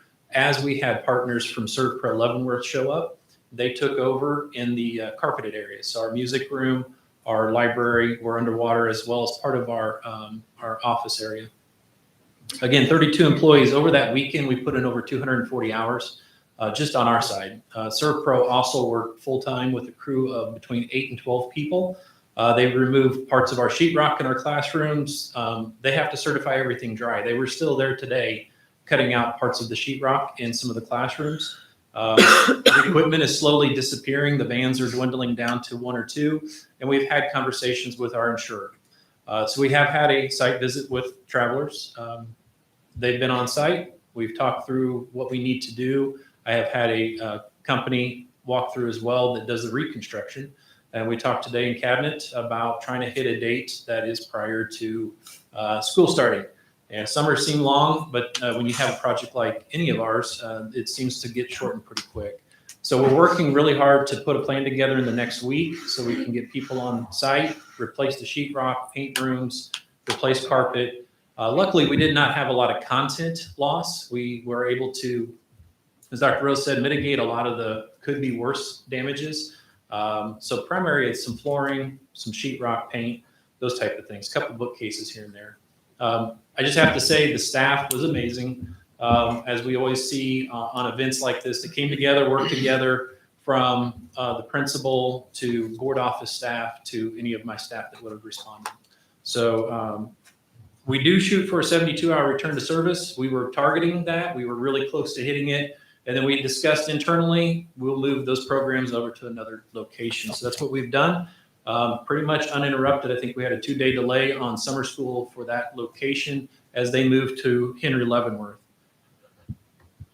And I think that's a pretty good summation of where we're at. There'll be more information to come as it's gathered.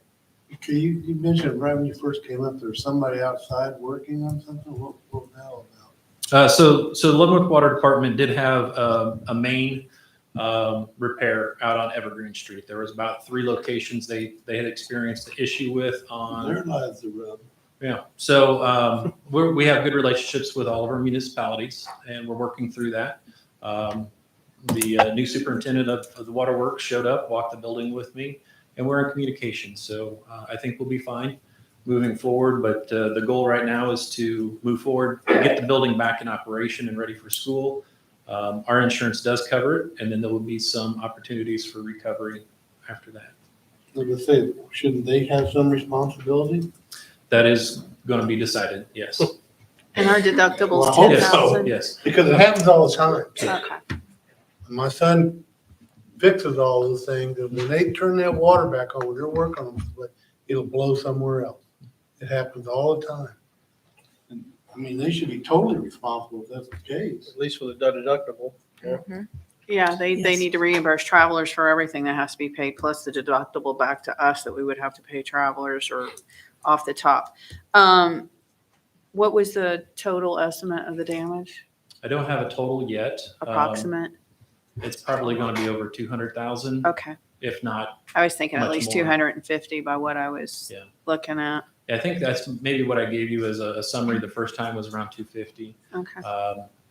I didn't know if you'd gotten anything else since then. No, I have not. Yeah, no, That's within a week. I hope to have a little bit more detailed. As I said, travelers walk through with our company that will be putting it back together. Hopefully, they'll have a little bit tighter number and start working towards it. And I will say, the Mr. Carney's point. Again, we have a great relationship with our municipalities. I understand your point, and we will be working through those opportunities to recover, but that is between our insurance companies. Right, So yeah, I not will you be Part of personally. it, but those Well, that's things will fine. be I just handled, don't will be want us handled between them. with the burden of. Yeah, travelers would be working with the municipality's insurance carrier to try and Correct. recover anything like that. Correct, and they do have each other's contact information. Absolutely. I've received emails from their office. Thank you. And so Matt, I'm sorry, go ahead. no, I wasn't going to ask about this. I was going to ask something related. So please go ahead. Just a question, from a technical nature, you said that you thought the backflow limiter had maybe been jammed or there was something in it that precluded it from operating properly. And we talked about drywall and all that other stuff, but have we gone in or do we need to go in and relook our access to the service line coming from the city with that valve and replace it? I guess that's the question, because Sure. that could be a pretty big deal. So that's a great question. So that's one of those things that we are investigating. I have our inspector coming up on Wednesday to do an inspection on those backflow devices. We do have 2, one on fire, one on domestic water.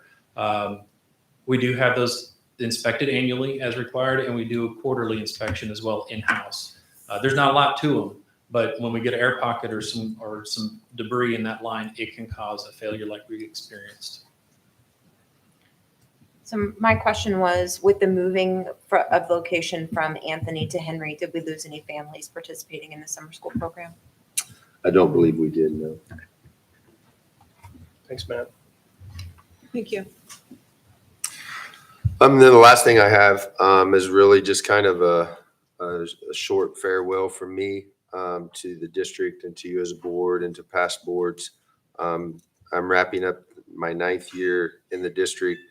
Dr. Adams is taking over in July as far as sitting at the seat with you as a board. I will tell you through the years, I've learned a great amount.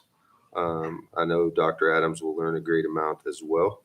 But just a few things I want to talk about, that the staff that USD 453 has is second to none.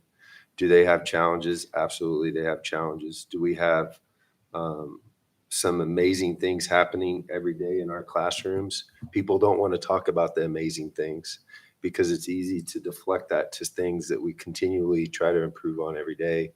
But your staff that are on the front line are amazing. From the people that Matt talked about, 32 people showing up to help in a sloppy mess, standing in 2.5, 3 inches of water, and working their tails off. That's pride. That's not somebody that doesn't care about the district. And all the time we try to talk about, the morale is bad, or you got a bad culture. That's garbage. It's absolute garbage, because 32 people don't show up if you don't care about your district. It's not, at that point, it wasn't about the job. It was about what was best for kids, reacting quickly. And that happens every day in every classroom. Do our test scores need to improve? Absolutely.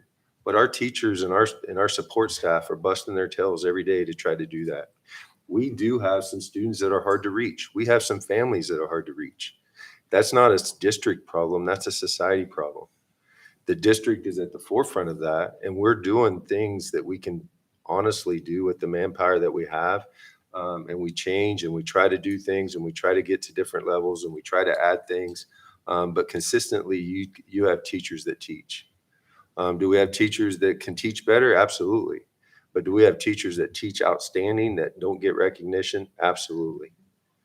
And that's the thing that I will challenge the board, and I'll challenge the community. And I know that Dr. Adams will do a great job, and I look forward to his energy, because I really believe that's what our community needs. I believe our community needs some new energy, some new eyes.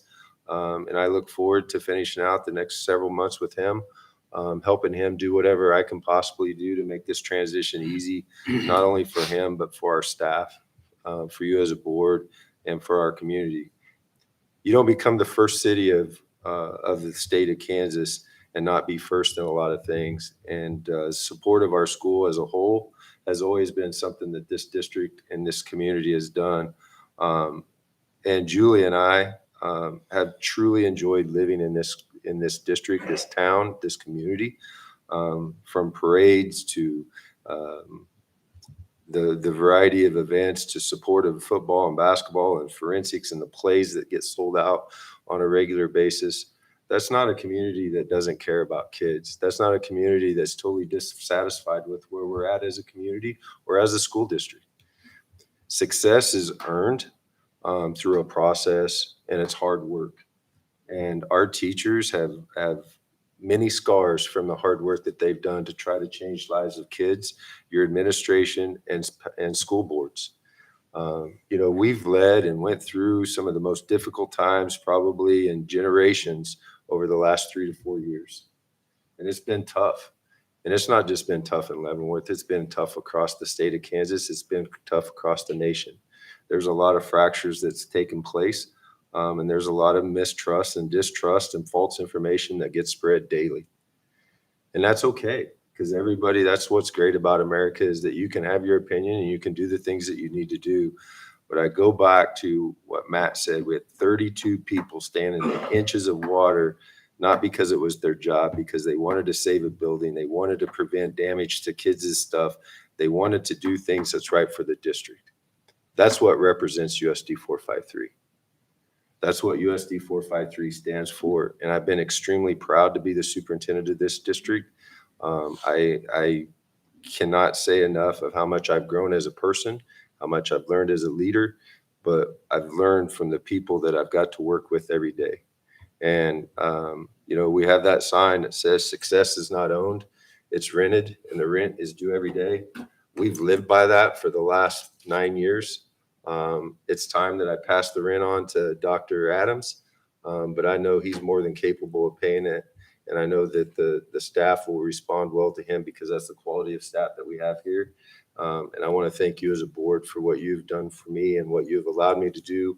Whether we agreed or disagreed, I hope we've all grown as professionals.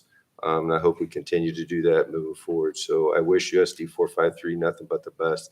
And I will do everything in my power to pass transition or leadership, all that as smoothly and as seamlessly as possible. And with that, I thank you. Thank you, Dr. Roth.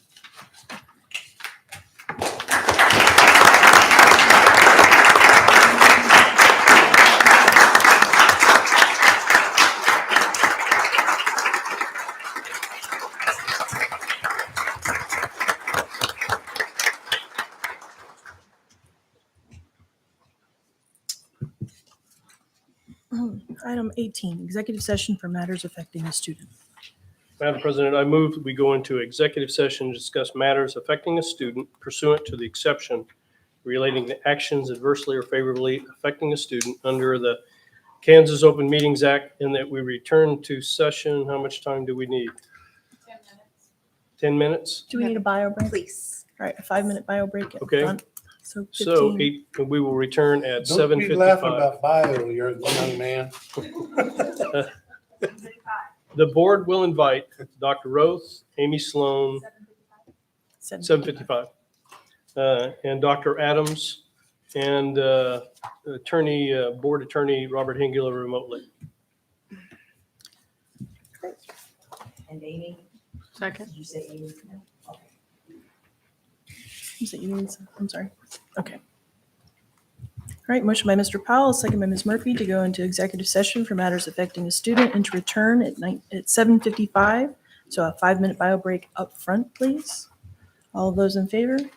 6-0, thank you.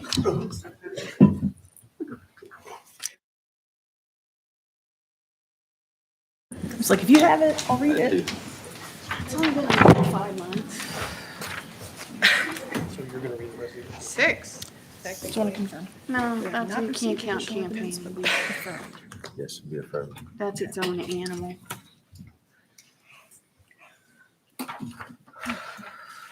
Okay, for item 18.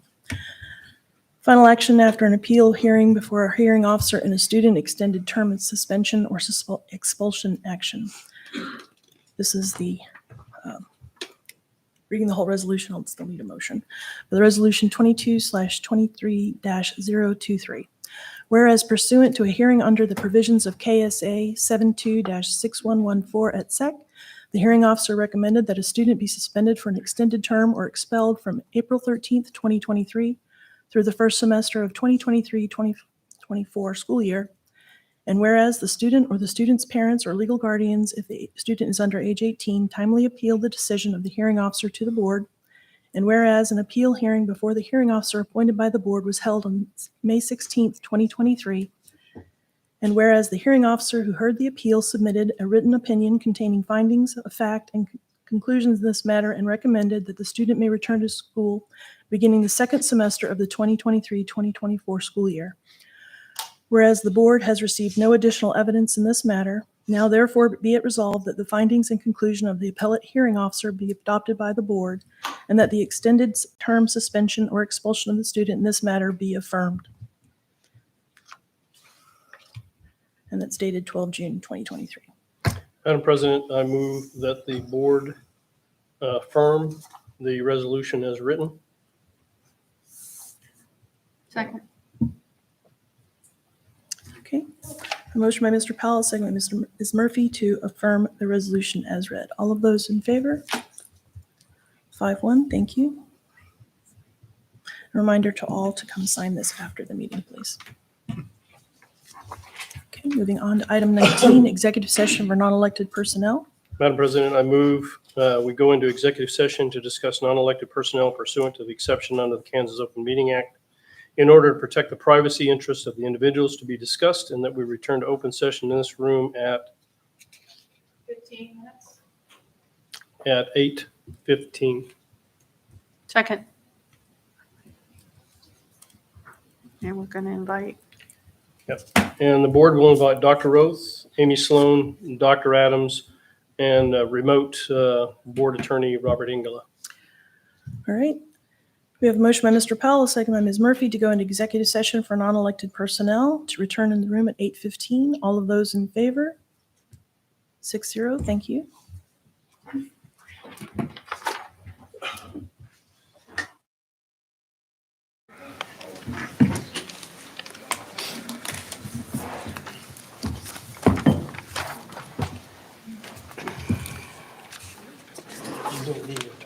No. So since we're not doing 21, do I just state? Just, yeah, Okay, we're skipping 12. all right. Motion for that one. Madam President, I move that we accept the staffing report as presented. Second. All right, we have a motion on the table by Mr. Powell, a second by Ms. Murphy to accept the staffing report as presented. All of those in favor? 6-0, thank you. And Madam President, I move that we amend the agenda to eliminate item 21. We no longer need an executive session for consultation with an attorney. Second. Okay. Motion on the table by Mr. Powell, second by Ms. Murphy to eliminate item 21, executive session for consultation with attorney. All of those in favor? 6-0, thank you. Okay, moving on, item 22, closing our meeting. Just highlight some key dates. That 6 July, online enrollment will begin for the district. That July 10th will be our reorganization board meeting.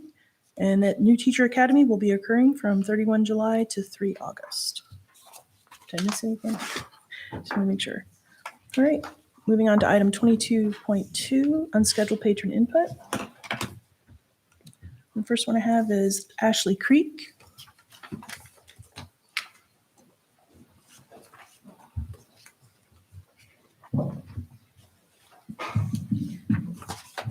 Hi, I'm Ashley Creek, and I'm a parent of an elementary schooler at David Brewer.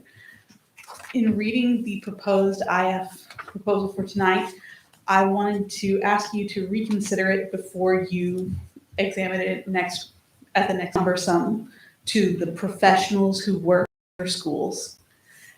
As a librarian, when you select materials, you are already reviewing materials that have been seen by professionals in your field, professional reviewers who are familiar with the content areas, and to ask them to then send them for review to building administration, and then the school board, and then public comment, rather than asking for a reasonable review policy for items of concern for individual parents and individual items, is a waste of time and resources.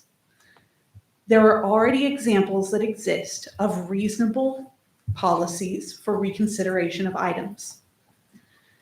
If you are asking people to review items in full before they even add them to the collection, you are also asking them to purchase those items with funds other than school funds, or otherwise gain access to those materials in another way before they can actually add them to a collection. They are not able to commit the level of review that you are asking of them before actually purchasing and having the full item in their hands. Review publications do not necessarily go as deep as the most critical person who has access to the internet and the school website. I respectfully ask you to seek out the professional opinions of your teachers and your library staff and professional librarians in the community before considering changing this policy, because it will mean less content in your classrooms, in your school libraries, and less content that's available for students means lower test scores in reading. Fewer professional librarians in your schools means lower test scores in reading and writing. And as we just talked about and have heard reiterated, increasing test scores in reading and writing are strategic plan goals for this district. I want to see us succeed in that, and I want to help us get there 15 seconds remaining. by making sure that we are providing good libraries and classroom libraries for all of the students in Leavenworth. Thank you. All right. Eric Price.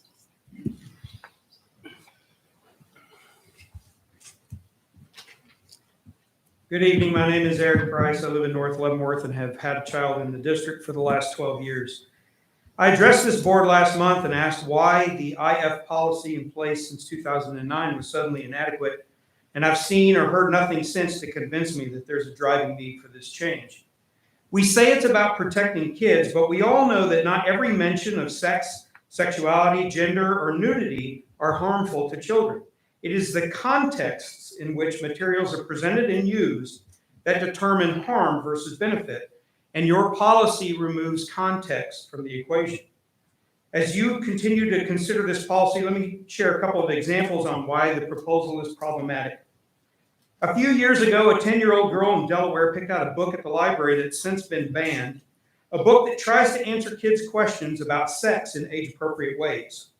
Her mom let her check it out, and after reading the book, the young girl showed her mom the chapter on sexual abuse and said, "This is me."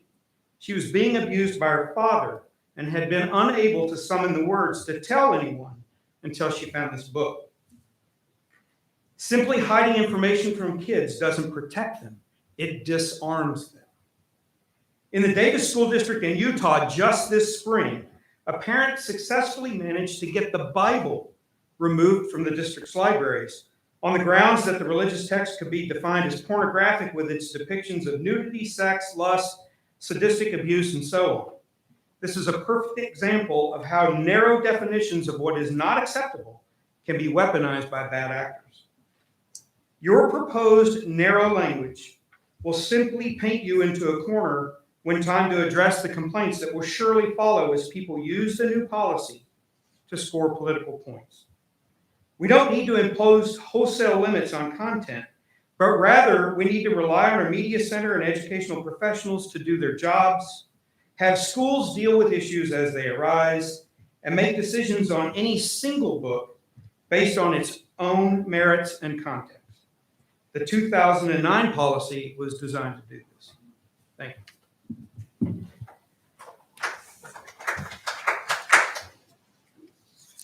All right, moving on to 22.3, board member comments. Ms. Reed? Okay, let's see here. I want to thank and congratulate the district for improving transparency on the public content of the agenda. I think that's amazing and wonderful, awesome sauce, if I can say that. And then I also wanted to reiterate what Dr. Roth was saying during his superintendent part of the meeting, that shouting out to all the staff involved with the Anthony Water situation. I think that's awesome. And just want to make sure that everyone involved in that situation feels the love and appreciation from everyone. I want to thank Dr. Roth for the good that you have done while I've been sitting on this board. Even though we don't see everything the same way, you have been a help to me and on some large items. So I want to thank you personally from me to you. And I am sure that I'm going to miss you as superintendent. Speaking to some public comments, Ms. Creek, I think it was, I had asked, I think you were here from the beginning, if we could have discussion on the IF policy. My thoughts were, and I've been talking to others about that prior in this week, actually last week, that I would like to, as a board member, have the opportunity to at least have building level meetings, definitely with librarians and staff members. I think all the teachers are effective that have room libraries potentially. And I know I received some feedback on that from some staff. And so that was going to be my ask, is to be able to hold building level meetings with staff members that wanted to participate. And there was some discussion about, feeling like it's a warm and welcoming environment to really sort of speak their mind without potential repercussions of any kind. And so it was a suggestion that those meetings would be held without administrative staff. And I'm open to that, obviously, either way. And then to agree with Mr. Price, I definitely take up issue with this policy. I myself found, I've had problems with it from the beginning. I didn't obviously propose it, but definitely regarding the sexual abuse item, that's obviously hugely important. So thank you to everyone for all the good they do to support our staff and students all year long. Thank you. Ms. Murphy? I want to say what a glorious day for our graduation that we had. It was outdoors, something that we always pray for every year, but don't always get every year. I wanted to thank all the teachers, staff, support, maintenance, everyone that takes part to put in that graduation for all their hard work to get the students up there on the stage to get their diplomas. And I want to thank all the students and the parents. I know those kids were really, really happy. And it just sometimes feels like it's been forever since we've seen those kind of smiles and faces, let alone in the bright sunlight. So congratulations to the class of 2023. And I hope you guys stick around and mentor some of your undergrads so that you can help them have the same accomplishments. Dr. Roth, I have been working with you for 5.5 years now. I know it's been a pleasure since the first day I met you. I appreciate your mentorship. I appreciate your support, and I appreciate your friendship. You are a tremendous asset to this district, and I wanted to let you know I appreciate you, and I will miss you very much. We have lots of work to do. Even though we have lots of work to do, there's so many wonderful things here in our district, and we need not to forget that. And I want everybody to remember kindergarten and pre-K don't get out till the end of the June. So technically school's not over yet. So we got some littles still going strong. And I know they're really excited about their new adventures. And I want everybody to have a happy and safe summer. Thank you. All right, Mr. Carney? Oh, you're going. Yes. Well, I'm just sitting around thinking today, as you get older and you're retired, you think a lot. And I'm sure all of you know that Leavenworth School District was the first school district in Kansas of the territory and of the state. It was 1865. And here we are in 2023. And I'm just wondering, over the last 3 years, the problem that we've had in this district, were those problems there in the 1920s and 30s and 40s, late 1800s? I don't know, maybe that's just society as it is today, but I think it's pretty sad that we spend a lot of time spinning our wheels on things that aren't really necessary. And it's only been the last 3 years as far as I know. I mean, history may prove me different if I want to really research it, but something's got to give somewhere. Okay. Talk. Ms. Wells? I would like to remind the community that our schools are providing breakfast and lunch at different facilities. I did not grab the handout. Can you tell us where they are? No, but Beth can. Please. So Anthony Elementary does have an open site for breakfast and lunch. And David Brewer, yes. And Woolman Park, they have lunch at Woolman Park. And The high school. It's the high school. I'm not sure it's an open No, site. high I think school. it's No, that's true. just, Maybe okay, not it's open just site, summer yeah. school. Okay. So I think open site is just Anthony and David Brewer. Thank you for that. That is available. And then also, our local chapter of the NAACP is hosting the Juneteenth Festival on June 17th. I encourage everyone to get out. There are activities all day. There is a dusk parade that kind of kicks off the activities, but the Buffalo Soldier movie is being played at 1 p.m. at the local Prior. The director of that movie is going to be there for a Q&A, and that will be fantastic. The tickets are only $10 to see the movie and have that interaction with the director of the film. So if you can attend, get your ticket soon. I hope it sells out and it's standing room only. Dr. Roth, I've said it the whole time you've been here. you know, I care deeply for you. You were not my choice when we did the hiring. I was a parent then. I met and greeted. I was wrong, guys. I mean, I don't know how the others would have gone, but you have knocked my socks off as a parent. And being on the board, I never imagined I would be on the board at that time. Whenever I met with you, and getting to work alongside you has been a true honor. And you have made me a much better person than I was before. Thank you. Mr. Powell? I would ask the parents in the district that might be able to use the transportation system. We're really not getting good feedback on why we're not getting the use of our vehicles. And I think a good presentation was made that the hands are kind of tied in the district. We have to provide that many buses, that many seats, regardless of whether they're used or not. It's such a capability for a parent to use, particularly if there are challenges in getting the kids to different places or even to go to your job. So my question to the community is and the parents, we really would like to have your feedback. I know we do surveys and other things, but I'm calling and asking for some help in trying to figure this out. And maybe it is what it is. But if there's something that is keeping parents from utilizing, concern about the safety of their kids or whatever, or too far for them to walk to, and I don't know. I'm just looking for us as a district to kind of sort this out and get, better participation that serves parents better. We don't know what the problem is. So if there is a problem, we ask your help in defining that so that we can make this a better used capability. I want to return to Kim before we end tonight, because I want to make sure that we all recognize that that's not a one-up or one-off.